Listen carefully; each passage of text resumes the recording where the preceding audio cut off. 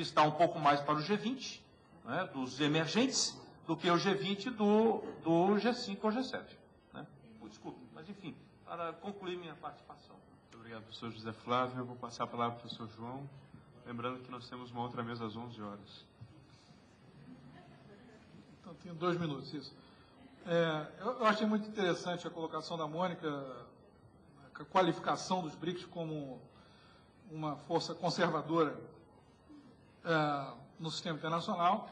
Eu acho que isso não é muito contraditório com o que eu coloquei. Na verdade, eu defini como um grupo reformista, não é? Ou seja, reformista no sentido de não transformador. Ou seja, eu acho que a grande preocupação da China, principalmente, é não ser percebida, principalmente pelos Estados Unidos, como uma ameaça, não é? A sua liderança, ou pelo menos a ordem internacional, para evitar justamente medidas por parte dos Estados Unidos no sentido do seu tratamento como uma ameaça. Ou seja, né, medidas como, por exemplo, que foram tomadas pelos Estados Unidos em momentos em que a China procurou afirmar, por exemplo, uma política mais assertiva no Mar da China, não é isso? Ou uma política mais agressiva, ou pelo menos potencialmente mais agressiva em relação a Taiwan. Isso gerou reações dos Estados Unidos. E eu acho que no contexto dos BRICS, a China tem um papel mais de justamente ser percebida como alguém que quer se adaptar, como disse o Paulo, né, à ordem internacional, mas deixando claro que a liderança americana é uma liderança que hoje não dá conta de levar adiante o processo de recomposição dessa mesma ordem internacional. Eu acho que, então, nesse sentido, se abriu um espaço, depois do 11 de setembro, sem dúvida, para o papel desses países, no sentido deles terem mais voz dentro de uma ordem internacional existente. Não no sentido transformador, mas sim no sentido mais reformista. Aí o conservadorismo, sem dúvida, no resgate dos princípios mais tradicionais da ordem internacional do pós-guerra, né, como a não intervenção, um discurso soberanista mais forte, não é? A questão da territorialidade, sem dúvida, e visões mais conservadoras em torno de temas mais novos, como a questão dos direitos humanos, o problema do meio ambiente, sem dúvida, e a própria ideia da participação da sociedade civil em processos internacionais. Nesse sentido, enfim, com variações, é claro, a Rússia e a China com papéis certamente mais conservadores, a Índia e o Brasil tendo já, eu acho, em alguns momentos, tendo uma participação muito mais aberta no sentido de uma perspectiva de democratização da ordem internacional com o papel da sociedade civil. Acho que aí há uma distinção. Né?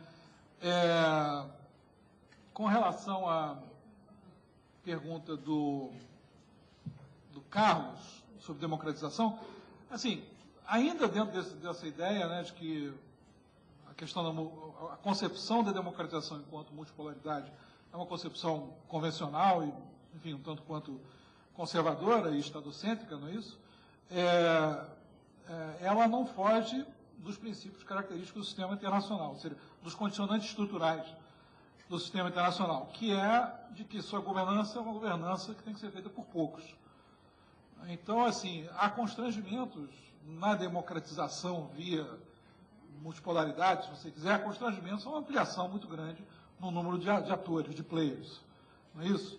Isso se caracteriza, enfim, em várias ordens multipolares do século XIX, mas também do século XX, onde você tem que restringir o número de players para poder tomar decisões e para ter mecanismos eficazes de governança. Então, eu acho que o que esses países estão procurando, justamente o BRICS, é não ampliação.